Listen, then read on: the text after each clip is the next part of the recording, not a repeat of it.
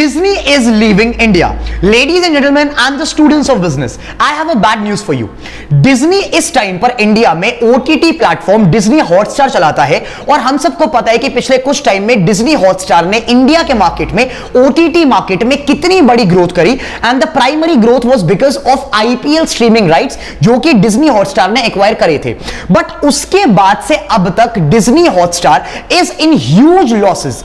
सामने वाली company customers को बार बार लूज करती जा रही है in spite of putting more than 50,000 crore rupees into the content of Disney Hotstar. Company अपने कस्टमर्स को रिटेन नहीं कर पा रही, जिसकी वजह से कंपनी को मैसिव लॉसेस सफर करने पड़ रहे हैं और इसी की वजह से द कंपनी इज प्लानिंग कि अपने इंडिया के बिजनेस को सेल आउट करके अब इंडिया के मार्केट से एग्जिट कर दी जाए। But why exactly is it happening? What exactly are the reasons? Disney जैसी बड़ी कंपनी, इतनी बड़ी कंपनी जिसको एक्सपीरियंस है कंटेंट का, प्लेटफॉर्म चलाने का, वो इंडिया के मार्केट में ऑपरेट नहीं कर पा रही। We will analyse this thing in today's video. Ladies and gentleman and the students of business, कहानी की स्टार्टिंग होती है डिज्नी के इंडिया के मार्केट में एंट्री से, जो कि हुई थी 2006 में। Back in 2006 Disney entered India's market by acquiring this platform known as Hungama TV. उस टाइम पर एक चैनल होता था हमारा हंगामा टीवी। सामने वाली कंपनी ने इस चैनल को एक्वायर किया था, इस प्लेटफॉर्म को एक्वायर किया था और इंडिया के मार्केट में अपनी एंट्री ली थी।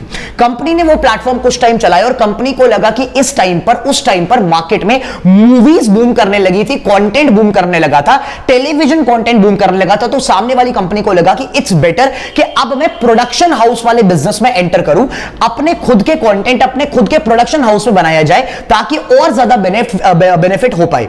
उस टाइम पर एक प्लेटफॉर्म होता था यूटीवी करके, UTV movies, UTT was a content production house और डिज्नी ने उस प्लेटफॉर्म को एक्वायर किया था 2012 में करीब 4,000 करोड़ रुपए में। तो डिज्नी का सेकंड पाइवट वहां पर होता है। डिज्नी ने हंगामा टीवी को अपने पास रखकर एक और कंटेंट हाउस प्लेटफॉर्म में अपने को पाइवट करा और सामने वाली कंपनी ने यूटीवी प्रोडक्शन, यूटीवी मूवीज को एक्वायर किया 2012 में 4,000 करोड़ रुपयों में। उस टाइम पर क्योंकि at that point of time 2012 में ओटीटी जैसी चीज इंडिया के मार्केट में नहीं आई थी। ज्यादातर जो प्लेटफॉर्म था, ज्यादातर जो कंटेंट था, that was restricted to television and to movies. उसके बाद से मार्केट में एक नया ट्रेंड चला जो कि था basically OTT, short video content platforms, right. तो सामने वाली कंपनी को यह दिखा कि अब यहां पर एक इमर्जिंग बिजनेस अपॉर्चुनिटी है और इंडिया का कस्टमर बेस तो वैसे ही इतना बड़ा है। हमारे पास इंडिया में जब कोई धंधा एंटर करता है तो उसको प्राइमरीली यह दिखाई देता है कि इंडिया के पास कस्टमर्स बहुत हैं, पेइंग कस्टमर्स बहुत सारे हैं, तो क्यों ना हम भी इस सेगमेंट में आ जाएं। और this is the reason why Disney ने एक ओटीटी प्लेटफॉर्म जो कि मार्केट में ऑलरेडी एस्टैब्लिश हो गया था, हॉटस्टार, उसको एक्वायर किया और वो बन गया Disney Hotstar plus. Disney was very bullish on Hotstar. Disney को लग रहा था कि इंडिया के मार्केट में, ओटीटी के मार्केट में हम बहुत जल्दी आ चुके हैं, तो हम इस मार्केट को काफी हद तक डिसरप्ट कर सकते हैं अगर हमने अपना सही कंटेंट प्रोवाइड करा लोगों को। कंपनी ने इनिशियली डिज्नी हॉटस्टार के थ्रू काफी सारे अपने खुद के कंटेंट बनाए, काफी सारे जो ऑलरेडी मूवीज थी उनके राइट्स को एक्वायर किया, काफी बड़े production houses for example Warner Bros के कंटेंट को एक्वायर किया और अपने प्लेटफॉर्म पर वही मंथली सब्सक्रिप्शन 120 रुपए 140 रुपए में बेचना स्टार्ट करा। अब यहां पर ना एक बहुत बड़ी प्रॉब्लम है, ठीक है। इंडिया के मार्केट में as per the case study of Netflix, सामने वाली कंपनी ने यह बोला कि इंडिया से सबसे पहली बात तो कस्टमर से पैसा निकलवाना is a very big deal. This is the reason why Netflix जब इंडिया में आया था तो उसको बहुत टाइम तक अपना फ्री मॉडल चलाना पड़ा और उसके बाद भी 1 महीने का फ्री ट्रायल देना पड़ा था कि किसी तरीके से इंडिया के कस्टमर से पैसा निकलवाया जा सके। First problem. Second thing, Disney ने यह भी चीज समझी कि इंडिया के जो कस्टमर्स है ना, दे आर नॉट लॉयल। अगर आपने कस्टमर से 1 महीना पैसा निकलवा लिया तो सेकेंड मंथ वही कस्टमर आपको पे करे, इसकी बड़ी कम गुंजाइश है। कस्टमर को एक मूवी देखनी थी, कस्टमर को एक पीस ऑफ कंटेंट देखना था, कस्टमर को एक सीरीज देखनी थी, तो उसने 1 महीने का पैसा दे दिया आपको, उसने वो फटाफट 1 महीने के अंदर सीरीज पूरी कर दी। अब सेकेंड मंथ वो आपको कैसे पैसा देगा? वो पैसा तब देगा जब आपके पास उतना तगड़ा कंटेंट होगा कि आप कस्टमर को एंटाइज कर पाओ कि वो आपके प्लेटफॉर्म पर आके आपकी सब्सक्रिप्शन फीस पे करे। This is the reason why Disney ने हॉटस्टार पर 50,000 करोड़ रुपए से ज्यादा खर्च करे इन सालों में कि हम इतना बढ़िया कंटेंट बनाकर देंगे कि कस्टमर हमें पे करेगा, लेकिन वो भी नहीं हो पाया।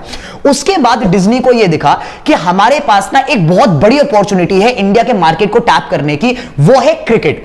इंडिया के customers are very fascinated about cricket and they actually pay for cricket. तो क्यों ना हम लोग आईपीएल की स्ट्रीमिंग राइट्स खरीद लें। अगर हम अपने प्लेटफॉर्म पर आईपीएल को स्ट्रीम कराना शुरू कर दें तो हम बहुत बड़ी ग्रोथ पकड़ सकते हैं, और ये हुआ भी। जब डिज्नी ने अपने हॉटस्टार के थ्रू ये आईपीएल के ब्रॉडकास्टिंग राइट्स खरीदे कि अब हम अपने आईपीएल को ब्रॉडकास्ट कराएंगे अपने प्लेटफॉर्म पर, from that point of time Disney actually started it's growth journey. Company ने लाखों कस्टमर्स एक दिन में एक्वायर कर लिए। जब आपका आईपीएल का पहला दिन था और डिज्नी पहली बार स्ट्रीम कर रहा था, that day itself company acquired lakhs of customers and millions of dollars in revenue. But यहां पर प्रॉब्लम यह आई कि वो चीज ज्यादा टाइम तक सस्टेन नहीं हो पाई। कंपनी ने आईपीएल के राइट्स एक्वायर करके 2-3 साल तो अच्छी ग्रोथ करी, बहुत बूम करा। उनके पास जो उनका कोर था वो यही था कि हम आईपीएल के थ्रू अपना प्लेटफॉर्म को मोनेटाइज कर सकते हैं, ज्यादा लोगों तक पहुंचा सकते हैं, उनसे पैसा निकलवा सकते हैं, और ये स्ट्रैटेजी काफी हद तक सक्सेसफुल भी रही फॉर 2-3 इयर्स। बट उसके बाद क्या हुआ, Jio entered into the market. Mukesh Ambani backed Jio ने अपना खुद का ओटीटी प्लेटफॉर्म लॉन्च कर दिया। उनको समझ आ गया कि इंडिया का ओटीटी मार्केट बड़ा है और इसको हम ही चलाएंगे। और आपको पता है कि जियो की सर्विसेज, जियो को इंडिया के कस्टमर की नब्ज पता है।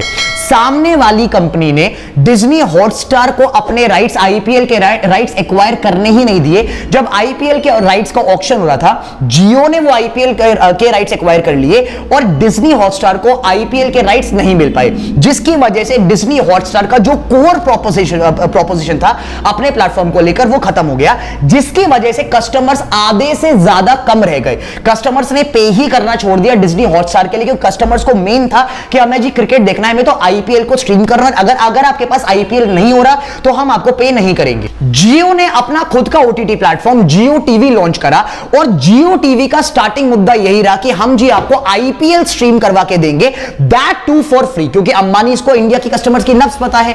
तो सामने वाले ने बोला कि आप कंटेंट भी फ्री में लो, आप मूवीज भी फ्री में लो, आप आईपीएल भी फ्री में देखो, और हम आपसे कोई भी पैसा चार्ज नहीं करेंगे। जिसकी वजह से सारे के सारे कस्टमर्स जो कि ऑलरेडी डिज्नी हॉटस्टार के पास थे, वो मूव करना स्टार्ट कर गए जियो टीवी के प्लेटफॉर्म पर। उससे बड़ी बात, जियो टीवी, जियो को उनको कस्टमर्स की नब्ज पता है, उन्होंने तो कस्टमर्स को बोल दिया कि हम आपको फ्री में आईपीएल दिखा रहे हैं। बट डिज्नी हॉटस्टार वो चीज अफोर्ड नहीं कर सकता था इंडिया के मार्केट में इतने साल रहने के बाद।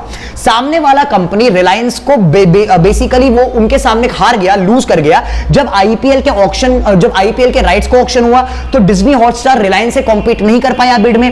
प्लस यहां पर जियो ने एक और बहुत बड़ा गेम खेला। जियो ने वो कंटेंट हाउसेस, वो प्लेटफॉर्म्स जो कि डिज्नी हॉटस्टार के पास इंटीग्रेटेड थे, उनको और ज्यादा पैसा ऑफर करा। उनको बेसिकली ये बोला कि आप अपने कॉन्ट्रैक्ट्स डिज्नी हॉटस्टार के साथ रिन्यू मत करो, आप हमारे पास आ जाओ। जिसमें से one of the finest example is Warner Bros. Warner Bros का जो कंटेंट था वो पहले डिज्नी हॉटस्टार के पास था, बट अब वो पूरा का पूरा मीडिया हाउस जियो टीवी के पास शिफ्ट हो चुका है। का मतलब ये कि सारा कंटेंट वार्नर ब्रोस का, इतनी बड़ी प्रोडक्शन हाउस का, वो अब डिज्नी हॉटस्टार से हटकर आ चुका है जियो टीवी के पास। अब यहां पर क्योंकि ना तो डिज्नी के पास आईपीएल की स्ट्रीमिंग राइट्स बची, ना उसके पास बहुत बड़ा बड़ा पीस ऑफ कंटेंट जो कि कस्टमर्स को एंटाइज करता था वो बचा, वो सारे कंटेंट प्रोडक्शन हाउसेस जा चुके हैं जियो टीवी के पास। तो कंपनी को यह दिखाई दे रहा है कि हम पैसा बर्न करते जा रहे हैं और हमारा ओटीटी प्लेटफॉर्म इस टाइम पर इंडिया के मार्केट में कॉम्पीट नहीं कर सकता, स्पेशली विद प्लेयर्स लाइक जियो, जिनको ऑलरेडी इंडिया के कस्टमर्स की नब्ज बाकी सारे लोगों से, बाकी सारे प्लेयर से ज्यादा बेटर पता है। तो कंपनी फाइनली प्लान कर रही है कि अब मैं अपने इंडिया के बिजनेस को, डिज्नी बोल रहा है कि मैं अपने इंडिया के बिजनेस को किसी और प्लेयर को सेल आउट कर दूंगा जो कि हमसे बेटर चला सके, क्योंकि अब हमारे पास इतना पैसा बर्न करने के लिए, हम कब तक करेंगे इतना पैसा बर्न, क्योंकि हम प्रॉफिटेबिलिटी अचीव नहीं कर पा रहे, हम कस्टमर्स को रिटेन नहीं कर पा रहे। तो इट्स बेटर कि इंडिया के मार्केट से एग्जिट करा जाए और ये कंपनी किसी और को चलाने के लिए दी जाए। जियो डिज्नी इज प्लानिंग कि बहुत जल्दी वो इंडिया के बिजनेस को सेल आउट करके इंडिया के मार्केट से एग्जिट कर जाएंगे। What is your opinion on this entire analysis? क्या आपने ये जो डिज्नी का पूरा प्लेटफॉर्म है, डिज्नी हॉटस्टार, इसको यूज करा है? ऑब्वियसली करा होगा, राइट? आपको क्या लगता है, क्या डिज्नी हॉटस्टार जियो के मुकाबले जियो टीवी से कॉम्पीट कर पाएगा? और लॉन्ग टर्म में क्या जियो टीवी जीतेगा या डिज्नी हॉटस्टार जीतेगा या फिर कोई और जितने ओटीटी प्लेटफॉर्म्स है, for example Netflix, $1 billion companies, ये जीतेंगी? What is your opinion on this entire analysis? Do comment down below and let me know. Thank you.